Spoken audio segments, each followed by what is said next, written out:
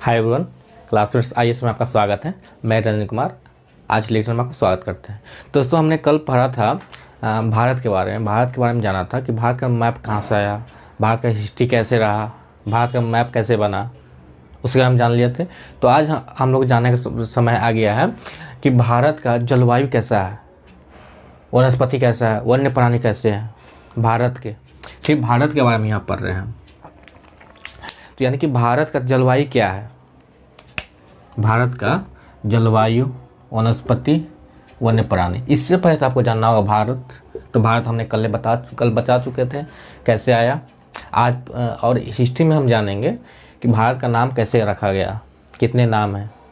तो भारत जलवायु के बारे में जानना होगा, वनस्पति के बारे में जानना होगा, तो वन्य प्राणी के बारे में जानना पड़ेगा।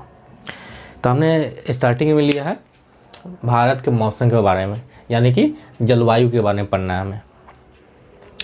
भारत के मौसम यानी कि मौसम है भारत का। तो पहले तो ये जानना पड़ेगा मौसम आखिर कहते किसे हैं। तो मौसम शब्द अरब भाषा है, एक अरबी भाषा है मौसिम। मौसिम एक अरब भाषा है जिसका मौसम है। तो मौसम का मतलब क्या होता है, जैसे कहीं की मौसम ये स्थान के ऊपर डिपेंड करता है कि मौसम कहाँ का मौसम कैसा हो, यानी कि जलवायु। जैसे हम आपको बता रहे थे मौसिम अरबी भाषा है क्या, मौसिम, जिसका अर्थ होता है मौसम। ये होगा मानसून। मानसून का मतलब मानसून का ये हो गया। मानसून का क्या कर सकते हैं हम। तो अरबी भाषा का एक शब्द है मौसम, जिसका अर्थ होता है मौसम। तो होगा मानसून का वो डेफिनेशन। मौसम का हम बता रहे थे कि वो परिस्थिति के अनुसार होता है, एक जगह विशेष जगह के अनुसार होता है कि हाँ यहाँ का जो मौसम है वो किसी विशेष स्थान के कारण हो रहा है कि हाँ यहाँ का जो पर्यावरण जलवायु है, जलवायु का बदल रहा है। तो ये मौसम हो गया। मौसम कितने प्रकार के होते हैं भारत में। मौसम भारत में आखिर कितने प्रकार के होते हैं। तो मौसम भारत में 4 प्रकार के होते हैं। कौन कौन। शीत ऋतु होते हैं। शीत ऋतु जो दिसंबर से फरवरी के बीच रहते हैं। शीत ऋतु जो इसमें क्या होता है, सूर्य की किरणें डायरेक्ट भारत में नहीं पड़ती है, इसलिए शीत ऋतु यानी ठंडी का मौसम हो जाता है। डायरेक्ट नहीं पड़ती है, जो दिसंबर से फरवरी तक रहती है। उसके बाद ग्रीष्म ऋतु, यहाँ पे सूर्य की किरणें डायरेक्ट पड़ती है। मान लीजिए सूर्य है, किरणें डायरेक्ट पड़ी भारत पे, यहाँ पे गर्मी की मौसम होती है, यानी कि ग्रीष्म ऋतु हो जाती है। तो ये रहती है मार्च से लेकर जून तक रहती है, क्योंकि दिसंबर से फरवरी तक ये हो गया, फिर से मार्च से जून तक ये हो गया। उसके बाद वर्षा ऋतु, यह दक्षिण पश्चिम मानसून से कहा जाता है, यानी कि बंगाल की खाड़ी से, मान लीजिए ये इंडिया है, तो इधर से बंगाल की खाड़ी से हवा बहती है भारत की ओर। तो उसे हम कहते क्या, दक्षिण पश्चिम। उस दक्षिण से, यानी कि ये मान लीजिए भारत है, ये बंगाल की खाड़ी से इधर गया। तो ये दक्षिण पश्चिम से हवा बहती है, समुद्र से जल स्थल मंडल की ओर बहती है, समुद्र से स्थल मंडल की ओर हवा बहती है। उस समय हम क्या हो जाता है, तो वर्षा ऋतु का समय आ जाता है। तो ये होती है जून से सितंबर तक, क्योंकि मार्च से जून तक तो आ गया ग्रीष्म ऋतु, और जून से सितंबर तक आ गया वर्षा ऋतु, जिसे दक्षिण पश्चिम मानसून कहा जाता है। मानसून का हम बता दिए थे, एक अरबी भाषा है मौसम, जिसका अर्थ होता है मौसम। अब है एक शरद ऋतु जो अक्टूबर से नवंबर तक रहती है। क्या मानसून के लौटने का समय मौसम होता है, यानी कि हमने क्या कहा, वर्षा ऋतु में समुद्र से स्थल मंडल की ओर हवा बहती है। लेकिन शरद ऋतु में क्या होती है, शरद ऋतु में यहाँ से मानसून या समुद्र की ओर लौटती है, यानी स्थल मंडल से समुद्र की ओर यानी कि बंगाल की खाड़ी की साइड में लौटती है, तो हो जाएंगे शरद ऋतु, जैसे मानसून का लौटना कहते हैं। चलिए वह अब ये मानसून किसे कहते हैं? मानसून तो बता दिए, एक अरब शब्द है मौसम, जिसका अर्थ है मौसम। मानसून का महत्व क्या है? तो मानसून का महत्व क्या हो सकता है? जैसे कि मानसून का महत्व ज़्यादा प्रभाव किस पर पड़ेगा? मौसम, कृषि पर। मानसून अच्छी है, कृषि अच्छा होगी। मानसून खराब है, कृषि खराब होगा। मानसून अच्छा है तो किसान लोग खुश हो जाते हैं, मेरा फसल इस बार अच्छा होने वाला है। तो मानसून का महत्व ये हो गया, क्या ज़्यादा कृषि भी पड़ता है और व्यक्ति के रहन सहन भी पड़ता है। जैसे ठंड के मौसम में ज़्यादा कोई वर्क नहीं होता, बैठे बैठे होते हैं, क्योंकि कोई कहीं जाने का मन नहीं करता, या बहुत ज़्यादा ठंड होती है, ठंड पड़ती है। ठंड में बाहर जाए तो कुछ ऐसा बीमारी आ सकता है जो आप सड़ा के रह सकता है। उसका जलवायु, जलवायु क्या? मौसम के यानी कि किसी स्थान के औसत दशा को जलवायु कहा जाता है। कैसे? किसी स्थान के जलवायु किसे कहेंगे? तो ये कह सकते हैं किसी स्थान के औसत दशा को जलवायु कहेंगे। या जैसे कि मान लीजिए सिंपल भाषा में कि वहाँ का जलवायु कैसा है या मौसम कैसा है, तो जलवायु यहाँ पर आ गया। तब जलवायु बोल रहे हैं तो इसका मतलब क्या है? अब मौसम के बारे में पूछ रहे हैं, वहाँ का हाल चाल पूछे कि हमारा वायुमंडल में कैसा वातावरण है, जलवायु का। तो जलवायु हो गया, यानी कि स्थान के औसत दशा को जलवायु कहा जाता है। अब है प्राकृतिक वनस्पति। तो प्राकृतिक वनस्पति किसे कहते हैं? तो प्राकृतिक वनस्पति ऐसे कहते हैं, ऐसे वनस्पति को कहा जाता है। पहले तो वनस्पति जानते हैं, वनस्पति ऐसे होते हैं पेड़ पौधे झाड़ियाँ, इस सब को वनस्पति कहते हैं, जो प्राकृतिक होती है।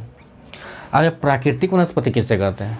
तो प्राकृतिक वनस्पति उसे कहते हैं जो मानव के सहायता बिना जन्मे, उसको कहते हैं प्राकृतिक वनस्पति। इसमें मानव की कोई व्यवस्था नहीं होती। जैसे कोई फसल उगाना है तो मानव की आवश्यकता उसमें होती है, मानव सिंचाई करता है, मानव पानी डालता है, मानव खाद डालता है, तो वो प्राकृतिक वनस्पति नहीं हुआ। लेकिन वैसा वनस्पति जो मानव के बिना सहायता से, उसको प्राकृतिक वनस्पति कहते हैं। तो प्राकृतिक वनस्पति कितने होते हैं? तो प्राकृतिक वनस्पति 5 टाइप के होते हैं। कौन कौन? उष्णकटिबंधीय वर्षा वन, उसका उष्णकटिबंधीय पतझड़ वन, कंटीली झाड़ियाँ, पर्वतीय वनस्पति, मैंग्रोव वन। एक एक करके सबको जान लेते हैं। जैसे पहला है उष्णकटिबंधीय वर्षा वन। इसको उष्णकटिबंधीय सदाबहार वन भी कहा जाता है। सदाबहार वन इसलिए कहा जाता है क्योंकि पहले से जान लेते क्या है उष्णकटिबंधीय वर्षा वन। इसका मतलब क्या? यहाँ हर समय वर्षा होती रहती है। यहाँ मेघालय के मासीराम हर समय वर्षा होती रहती है। 11,337 सेंटीमीटर तक वर्षा होती है वहाँ पे। तो उष्णकटिबंधीय हर समय वर्षा होती रहती है। तो जहाँ वर्षा होगी वहाँ पे तो प्रकृति का जो वनस्पति है वो भी ज़्यादा फैले फूलेगा। तो इस समय यहाँ पे हर समय हरा भरा रहता है। इस उष्णकटिबंधीय वर्षा वन में हर समय 365 दिन हरा भरा रहता है, इसलिए इसको सदाबहार वन कहा जाता है। क्योंकि एक पेड़ का पत्ता झड़ता है तो दूसरे पेड़ का पत्ता लगा रहता है, फिर से दूसरे पेड़ का पत्ता झड़ा, तीसरे का पत्ता लगा हुआ है। यहाँ पे पत्ता कभी सूखते नहीं हैं सारे पत्ता, इसलिए इसको सदाबहार वन कहा जाता है। 365 दिन ये हरा भरा रहते हैं। अब उष्णकटिबंधीय, तो ये कहाँ पाया जाता है? उष्णकटिबंधीय वर्षा वन कहाँ पाया जाता है? तो अंडमान एवं निकोबार में पाया जाता है उष्णकटिबंधीय, मेघालय। उसके बाद क्या? उष्णकटिबंधीय पतझड़ वन। उष्णकटिबंधीय पतझड़ वन का मतलब ये हुआ एक समय में ही, यानी एक निश्चित समय में ही सारे पेड़ अपना पौधा या अपना पत्ता एक साथ गिरा लेती है, उसे उष्णकटिबंधीय पतझड़ वन कहते हैं। तो उष्णकटिबंधीय पतझड़ वन कहाँ मिलेंगे आपको? तो मिलेंगे आपको ये यूपी, बिहार, झारखंड, उड़ीसा और मध्य प्रदेश। इस राज्य में आपको उष्णकटिबंधीय पतझड़ वन मिलेंगे।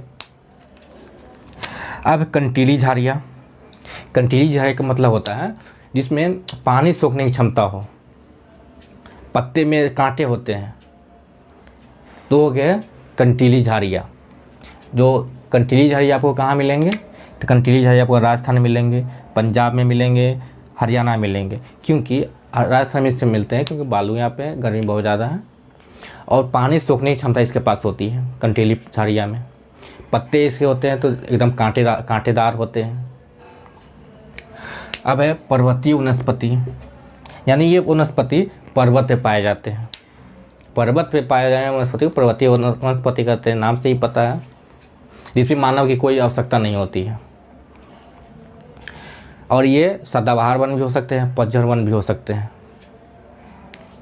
अब है मैंग्रोव वनस्पति, मैंग्रोव वनस्पति। तो मैंग्रोव वन किसे कहते हैं? तो मैंग्रोव वन उसे कहते हैं जो खारे पानी में भी फल फूल सके। खारा पानी मतलब नमकीन पानी में भी फल फूल सके। तो यानी कि समुद्र तो खारा पानी का जल है, समुद्र में भी ये मैंग्रोव वन जन्म ले लेते, उत्पन्न होते हैं। इसका एग्जाम्पल क्या हो जाएगा? अंडमान और निकोबार। क्यों? अंडमान निकोबार का खारा पानी है, वहाँ पर पेड़ पौधे उगते हैं पानी में। तो मैंग्रोव वन के पास ऐसा क्षमता होता है कि खारे पानी में भी उत्पन्न हो सकते हैं, जन्म ले सकते हैं, फल फूल सकते हैं। तो ये हो गया मैंग्रोव वन। अभी वन प्राणी, यानी वन्य अभ्यारण्य के आप नाम सुनिएगा। तो इन्हें बहुत ऐसा जगह जहाँ पे जंगल है, जैसे मान लीजिए उष्णकटिबंधीय सदाबहार वन का उष्णकटिबंधीय वर्षा वन या सदाबहार वन, एग्जाम्पल क्या हुआ? अंडमान निकोबार। तो ऐसे एकदम घने जंगल में उष्णकटिबंधीय सदाबहार वन में क्या होता है? सूर्य की रोशनी जंगल के अंदर कभी नहीं प्रवेश करती है, क्योंकि हर समय पत्तों से छाया रहता है, हरे भरे पत्तों से, जिसके कारण सूर्य की किरणें पहुंच नहीं पाती है सदाबहार वन में। तो वन्य प्राणी कहाँ पर रहेंगे ज़्यादा? जहाँ पे जंगल हो, जहाँ ज़्यादा घना हो, वहाँ पे वन्य प्राणी पाए जाएंगे। तो वन्य प्राणी में क्या क्या आ जाएंगे? शेर, लकड़बग्घा, बंदर, जितने वन्य प्राणी, कीट सब आ जाएंगे। ये तो वन्य प्राणी हो गया। और भारत में कहा जाए तो मानसूनी जलवायु है, भारत में मानसूनी जलवायु है। इसका मतलब क्या हुआ? भारत में तरह तरह के ऋतु पाए जाते हैं। जैसे कितने ऋतु पर हमने 4 ऋतु पर है। तो कहा जाता है भारत में मानसूनी जलवायु है। इसका मतलब यह हुआ भारत में सभी तरह के मौसम ऋतु पाए जाते हैं। तो हमने आज क्या क्या जाना? फिलहाल आज के लिए इतना ही, लेकिन इसका क्या क्या जाना? भारत की जलवायु में क्या क्या जाना? भारत की जलवायु जाना, वनस्पति जाने, वन्य प्राणी जाने। इसमें क्या क्या जाने एक बार रिवाइज करवा देते हैं। भारत के मौसम क्या है? भारत के मौसम के बारे में जाना हम कितने? तो 4 प्रकार के होते हैं। मौसम, मानसून के बारे में जाने, अरबी शब्द है, मौसम उससे बना है। मानसून का मतलब महत्व बता दिए, जलवायु समझ लिए, स्थान के औसतन दशा को जलवायु कहते हैं। प्राकृतिक वनस्पति का नाम बता दिए, उष्णकटिबंधीय वर्षा वन या सदाबहार वन जो अंडमान निकोबार में पाया जाता है। उष्णकटिबंधीय पतझड़ वन जो यूपी, बिहार, झारखंड, उड़ीसा में पाए जाते हैं। कंटीली झाड़ियाँ जो राजस्थान, पंजाब, हरियाणा में पाई जाती है। पर्वतीय वनस्पति जो पर्वत में पाए जाते हैं। मैंग्रोव वन जो अंडमान निकोबार में पाए जाते हैं, खारे पानी में भी उत्पन्न हो सकते हैं, जन्म लेते हैं। वन्य प्राणी जो घने जंगल में ही ज़्यादा रहना पसंद करते हैं, क्योंकि उनका घर अपना, ऐसा लगता है कि मेरा घर यही है, इसलिए घने जंगल में रहना पसंद करते हैं। तो फिलहाल आज के लिए इस क्लास को यहीं पर रखते हैं। अगले क्लास हम शुरू करेंगे हिस्ट्री, क्लास 6 की हिस्ट्री शुरू करने वाले हैं। हिस्ट्री शुरू करें तो आज तक तो यही, आज ज्योग्राफी ख़त्म हुई क्लास 6 की। पॉलिटी हमने पहले ही ख़त्म कर रखा है और ज्योग्राफी आज ख़त्म हो गई। अब अगले दिन से हम स्टार्ट करने वाले हैं क्लास 6 की हिस्ट्री। तो आज अब आपसे इजाज़त लेंगे हम, लेकिन इससे पहले एक छोटी सी रिक्वेस्ट है, अगर अभी तक आपने मेरा चैनल को सब्सक्राइब नहीं किया है तो मेरे चैनल को सब्सक्राइब कर लीजिए और बेल आइकन को दबा दीजिए, जिससे ये होगा कि मेरी आने वाली वीडियो नोटिफिकेशन आपको मिलता रहेगा, आप मेरे वीडियो को मिस नहीं करेंगे। Thank you for joining my session. Thank you.